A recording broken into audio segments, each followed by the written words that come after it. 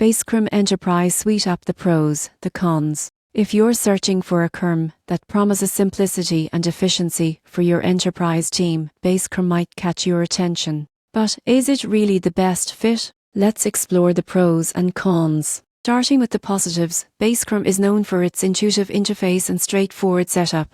Teams can manage contacts, track deals, and automate workflows without a steep learning curve. One standout feature is its advanced reporting and analytics, which help managers see pipeline performance in real time. This allows teams to make data-driven decisions quickly. CRM also integrates with email, calendars, and popular business tools, so communication and tracking happen seamlessly. Companies using CRM often report a faster sales cycle and improved team collaboration.